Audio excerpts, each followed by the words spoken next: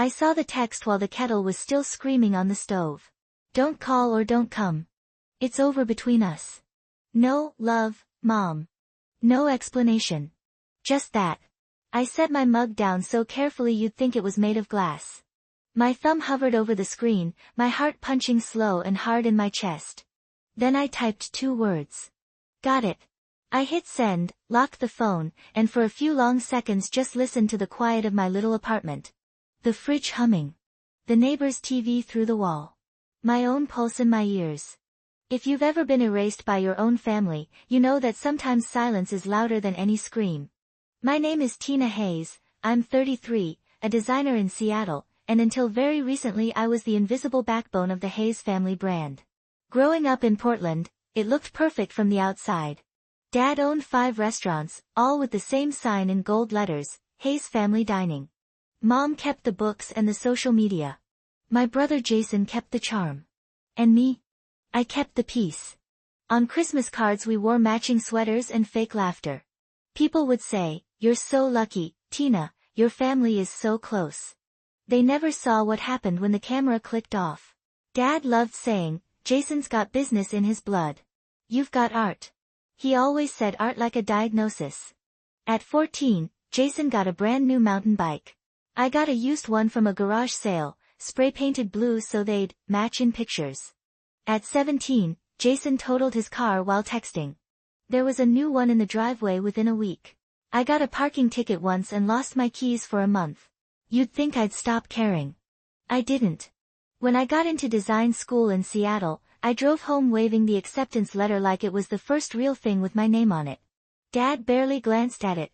If you walk away from the restaurants, you walk away from this family. Mom stood behind him, lips pressed tight, nodding. Jason watched us from the couch, smirking like he'd just won a game I didn't know we were playing. So I left anyway. I waited tables at night, tutored design kids during the day, and lived on cheap noodles and caffeine. Every semester. I sent a postcard home. They never sent one back, but somehow I still believed that graduation would change things. It didn't, but life did. I came back to Portland with a degree they'd called useless and clients who didn't. I designed apartments, offices, and eventually restaurants. Ironically, the kind of places that stole customers from Dad's. By 33, I paid my own bills, saved my own money, and still, when Mom got sick, I showed up. Chemo, radiation, specialists in San Francisco. Insurance barely made a dent. I just paid. Flights. Hotels. Medications. The card bills always came in my name, the thank yous never did. When she went into remission, she texted me. "Thank you for everything, sweetie." That was it. No call. No hug. Just those 6 words. A couple of years later, Jason called with his big idea, a food truck. 6 months in, it crashed harder than his first car. "I just need a little help getting through this patch," he said. I wired $25,000. When that didn't fix it, I wired 15 more to cover restaurant equipment Dad couldn't quite swing right now. Jason strutted around telling everyone he'd restructured the business. He never mentioned who'd kept the lights on. It's funny how love makes you keep writing checks to an account that's been emotionally overdrawn for years. So when Dad invited me to a family business dinner, I went. I brought a full proposal I'd spent weeks on, a new branding and renovation plan that could have modernized all 5 restaurants and tripled their reach. They never even flipped past the first page. Jason called it too artsy. Dad shrugged and asked if I could just transfer 50 grand instead, like last time. Mom said nothing at all. I drove home with the folder on the passenger seat, my chest hollow. I wasn't supposed to go back a week later. I only did because I'd left my old college portfolio in their attic and needed it for a client presentation. The house glowed warm behind the curtains when I let myself in. I could smell Mom's pot roast, hear the low murmur of voices from the dining room. For a second, it hit me in the chest, like I was 15 again and everything was still fixable. I was halfway up the stairs when I heard my name. "Jason's the only one who actually cares about this family," Dad said, his voice low, firm. "He's the future. She just goes off and does her own thing." Jason laughed, easy and smug. "So it's settled then. Everything goes to me." Dad didn't hesitate. "Everything. The house, the restaurants, the accounts. She's had enough from us already. Mom's fork clinked on her plate. She did pay for my treatment, Stephen, she said. That was her choice, he snapped. You don't reward someone for doing what they should have done out of love. Jason chuckled. Guess I'm the heir then. I stopped halfway down the stairs, my hand frozen on the banister, the wood cool under my fingers. They weren't angry. They weren't conflicted. They were settled. The part that cut deepest wasn't Dad's words. It was Mom's silence. She didn't argue. Didn't say my name again. Just kept eating. I backed down the stairs like a thief in my own life, slipped out the front door, and drove home on autopilot. Hours later, my phone lit up in the dark. Don't call or don't come. It's over between us. No context. No explanation. Just the formal notice that I was officially out. I stared at the screen, heard my own breathing, then typed, got it. And for the first time in my life, I didn't try to fix it. You'd think a message like that would shatter you. It didn't shatter me. It froze me. I sat at my little kitchen table with the lights off, the whole city humming softly outside my window. The words kept circling in my head like a stuck song. Don't call or don't come. It's over between us. Sometimes pain doesn't blow everything apart. Sometimes it settles over you, heavy and quiet, and makes you see the room differently. When the sky started to lighten, I opened my laptop. Emails. Invoices. Auto payments. It was all there in black and white, the invisible pipes that had been funneling my work into their emergencies for years. Mom's prescriptions, Jason's food truck loan, 2 restaurant utility accounts, insurance premiums, all with my card details attached, all set to renew like I belonged to them. I whispered into the empty room, not anymore. Then I went line by line. Cancel. Cancel. Cancel. Each click sounded small, but inside me it felt like doors slamming shut, one after another. I checked my savings. Months of late nights and tight budgets, quietly drained to support people who had just officially divorced me by text. My hands trembled once. Then they stilled. On the table, still in its leather binder, sat the business proposal they dismissed like a bad joke. Layouts, cost breakdowns, sustainability plans, modern branding concepts, loyalty program designs. All the work they could have had if they'd treated me like a partner instead of an ATM. They called it a waste. So I decided to find someone who'd see it as value. I opened my email and scrolled back to a contact from a hospitality conference I'd gone to in the spring. Pacific Restaurant Group. 40 locations. Big plans. Careful eyes. I found the project manager's card, took a breath, and called. Hey, this is Tina Hayes. We spoke in April about eco-focused renovation concepts. I finally finished that proposal. You have no idea how good your timing is, he said. We're looking to rebrand next year. Can you send it today? I'll have it to you in an hour. I hit send on the deck, then sat back in my chair, stunned at how easy that part felt. Not the work. The choice. By noon, my phone had started to melt. Calls from Dad. From Mom. From Jason. From numbers I didn't recognize. Voicemails stacked up, urgent and angry, like I had suddenly become the crisis. I didn't press play. I made coffee instead. Cleaned the kitchen. Took a hot shower and let the steam wash some of the ache out of my bones. When I finally sat back at my laptop, an email from Pacific Restaurant Group was waiting. We love this. Can you meet tomorrow to discuss a potential partnership? I read it 3 times. They thought cutting me off would break me. All it did was free my hands. That evening, as the sun slid down behind the buildings, my phone buzzed across the counter. Jason, you selfish brat. Fix this. Dad, restore the payments immediately. This is urgent. Mom, sweetheart, this isn't like you. Call us. I turned the screen face down and whispered to the quiet, I finally am being like me. The next day, I walked into Pacific's office in a navy blazer I'd bought on clearance 4 years ago and never felt brave enough to wear. The lobby smelled like polished wood and ambition. They'd printed my proposal. It sat in front of the project team, marked up with sticky notes and highlighter. We want this, the manager said. All of it. Across every location. We talked terms. Timelines. Licensing. When he slid the contract across to me, my hand shook exactly once. $500,000. My concepts, my name on the design documents. No brother. No father. No, we'll think about it. Just yes. I walked out into the drizzle with the signed copy in my bag and the strangest feeling in my chest. Not victory. Not revenge. Relief. That night, Dad's email came in. You are destroying this family. We built everything for you, and this is how you repay us. Turn the payments back on today. Jason followed with, you owe us, Tina. After everything we did for you. I stared at those words and realized something that should have hurt more than it did. They genuinely believed I belonged to them. So I answered no one. I turned off my phone, poured myself a glass of cheap wine, and watched the city lights instead of their panic. For the first time in my life, I wasn't the one scrambling to put out fires I didn't start. 3 days later, I was locking up the studio when someone stepped out from behind a concrete pillar in the parking garage. Tina. Jason. He looked tired.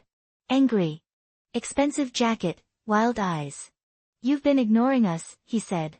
I've been working, I replied. He moved closer. Turn the payments back on. Now. No, his face twisted. You think you're better than us now? Because some corporate suits liked your little drawings? I met his stare. No. I just finally stopped paying rent on a family that never let me move in. His jaw clenched, his hand flexing like he wanted to grab my arm. Footsteps echoed behind me. Everything okay out here, Tina? My coworker Tom asked, walking up with 2 others. Jason's eyes flicked to them, then back to me. This isn't over, he hissed. Yes, I said. It is. He stalked off into the shadows, muttering about betrayal and lawyers. But his shoulders had that slope I knew well, the one he wore when the consequences weren't going to disappear this time. The next hit didn't come from him. It came from the woman who loved him. She showed up at my office door on a Tuesday. Blonde hair scraped into a messy bun, mascara smudged under her eyes like she'd been wiping tears for hours. A man at reception called up to warn me. There's a Madison here for you. Says it's important. Jason's fiancée. I almost told them to send her away. Instead, I found myself walking to the lobby. Madison? I asked. She stood up, clutching a worn folder to her chest. Can we talk? Just for a minute? Her voice wobbled, but there was something solid in her eyes. I led her to a small meeting room and shut the door. I know this is weird, she said, sitting on the edge of the chair. I shouldn't even be here. But you need to see this. She slid the folder across the table. Papers spilled out: bank statements, transaction logs, receipts. Restaurant accounts. Personal withdrawals. Luxury purchases. Line after line of money funneled quietly out of Hayes' family dining and into Jason's pockets. Where did you get these? I asked. I've been helping with the bookkeeping since we got engaged, she said. At first I thought the missing amounts were just errors. But they kept happening. I followed the transfers. It's him, Tina. It's all him. Receipts for a Rolex. Suites in Vegas. First-class flights to Miami. Thousands on clubs and business meetings that had nothing to do with food. I confronted him, she whispered. He said your dad knew. That it was his right as the future owner. Like he was entitled to drain it. She swallowed hard. I can't marry someone who steals from his own parents and then screams at his sister for turning off the faucet. I'm done. But I thought, she hesitated, then pushed the folder closer. You might need proof more than I need closure. For a second, I couldn't speak. All I could think about was Dad's smug voice at that dinner. Jason's the only one who cares about this family. He's the future. Madison, I said, finally. You have no idea what you just gave me. Her mouth twisted into a tired, sad smile. Oh, I think I do. The next day, Dad emailed again. Family meeting. Tomorrow. 2 p.m. Bridge Cafe. Don't be late. No, please. No question. Just the same command he'd been using on me for 30 years. Perfect. Bridge Cafe smelled like burnt espresso. And rain. They were already there when I arrived. Dad at the head of the table, shoulders square, jaw tight. Mom staring out the window, hands wrapped around a mug she wasn't drinking. Jason scrolling his phone like he was bored at a show he didn't ask to attend. I set my bag down and sat across from them. Dad didn't waste time. Your childish tantrum is destroying this family, he said. You turned off the payments, you ignored our calls, you put us in danger. This stops today. I almost laughed. This isn't tantrum, I said calmly. This is adulthood. Mom reached across the table, her voice soft and practiced. Sweetheart, we know you're hurt. But you can't just walk away. The restaurants need stability. We need those bills covered until we regroup. I leaned back. No, you need someone to absorb the fallout from your golden boy. Jason snorted. There it is, he said. Jealous Tina. You always had a problem with my place in this family. I opened my bag and pulled out Madison's folder. Funny, I said. I don't think the issue is your place. I think it's your withdrawals. I laid the stack of papers in front of Dad. His eyes flicked down, scanning lines of numbers. At first, his face registered confusion. Then comprehension. Then something close to horror. Where did you get this? He whispered. From someone who finally realized she shouldn't marry a thief, I said. Mom grabbed the top page. Her eyes moved faster than her brain could keep up. Jason, she breathed. Tell me this isn't real. Jason's smirk wobbled. She's lying. Those are fake. She's trying to turn you against me. I haven't touched your books in years, I said quietly. You made sure of that, remember? Didn't want the art kid near the numbers. Dad's hands shook as he flipped through statement after statement. This is from 3 years ago, he said. And this, I replied, tapping the page, is from last month. For a long moment, no one spoke. The cafe clatter filled the silence around us, cups and spoons and normal lives that weren't falling apart on a sticky table. Dad finally looked up at Jason. Is this true? Jason's jaw flexed. I was taking what I was owed. You said everything was going to me anyway. I just started early. The words hit me harder than I expected. Not because of what he admitted, but because of how easily it slid out of his mouth. Like stealing was just another perk of being the favorite. Even if this is true, Dad said, voice trembling, this is still family business. We'll handle it privately. Something in me snapped, cleanly. No, I said. 3 pairs of eyes snapped to me. We are not handling this privately. Not anymore. You wanted it to be over between us. You said it yourselves. I'm just honoring your request. I reached into my bag one more time and put another folder on the table, this one thin and sleek. The proposal. The deck you said was a waste. I said. Pacific Restaurant Group disagreed. I signed with them yesterday. $500,000 for my useless art. Mom's fork slipped out of her hand and hit the plate with a sharp ping. You stole our idea, Jason spat. I actually laughed. I pitched this to you for free. You called it ridiculous. That isn't stealing, Jason. That's moving on. Dad's face went gray. You sold our future to a competitor. No, I said. I sold my work to someone who respected it. Your future is whatever you make of it without my money. For the first time in your lives.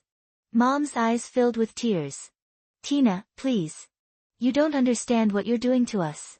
I took a breath and let it out slowly. You told me not to call. Not to come. That it was over between us. I'm just listening. Jason pushed his chair back so hard it nearly toppled. You'll regret this. Maybe, I said, standing.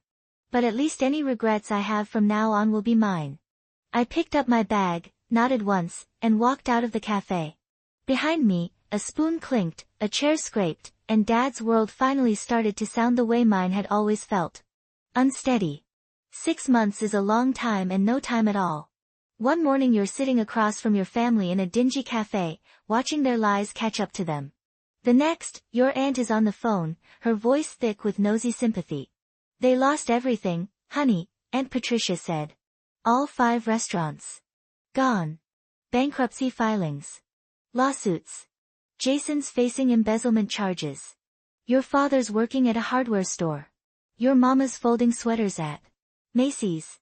I stared out my office window at the Seattle skyline, the cranes and glass and water under a pale gray sky. My team laughed in the next room, talking over mock-ups for a new project. Life moved forward around me like it hadn't gotten the memo. They asked about you, Patricia added. I think they finally understand. I almost smiled. Maybe, I said. But that understanding doesn't change anything. That night, after the dishes were done and the city lights flickered on one by one, I sat on the couch with my phone and scrolled all the way back to that text. Don't call or don't come. It's over between us. For the first time, I didn't feel that hot stab of hurt in my chest. Just distance. Like reading an old message from a number you should have deleted years ago. I typed something in the reply box. Erased it. Typed again. Got it. I didn't hit send this time. I didn't need to. I already answered months ago with my choices. The next morning, I opened my studio early. Sunlight poured across the drafting tables and the mood boards for Pacific's project. Their downtown flagship had just reopened with my designs, full of warm wood, soft lighting, and quiet corners where people could actually hear each other talk. We'd done good work. Work that would last. $500,000 sat in my account spread between savings and investments and a little envelope marked, ridiculous solo vacation someday. It wasn't lottery money. It was earned. Line by line, draft by draft, choice by choice. My phone stayed quiet. No crises. No guilt. No demands. Sometimes the loudest revenge is an absence. No yelling. No begging. Just the echo of all the unpaid expectations finally hitting the floor. A few weeks later, an email pinged from an address I almost didn't recognize. Madison. Just wanted you to know, I moved out. Got my own place. Got a job. Starting over. Thank you for not pretending what he did was okay. Watching you stand your ground made it easier to stand mine. I sat there for a minute, smiling at the screen. It hit me then that none of this had really been about money or inheritances or even the restaurants. It was about permission. For 30+ years, I'd been waiting for my family to give me permission to be worth something. They never would have. So I gave it to myself. If you're watching this and you've ever been erased by the very people you kept bailing out, I want you to hear this from me, clearly. You are not crazy for wanting respect. You are not selfish for closing the tap. You are not cruel for choosing distance over damage. Sometimes the best revenge is peace. Not the kind that comes when they apologize or finally see the truth. The kind that comes when you stop needing them to. If this story touched something in you, tell me where you're watching from and, if you feel comfortable, share a piece of your story in the comments. And if you've ever had to walk away from your own blood just to breathe again, hit subscribe. There are more stories coming. You're not alone.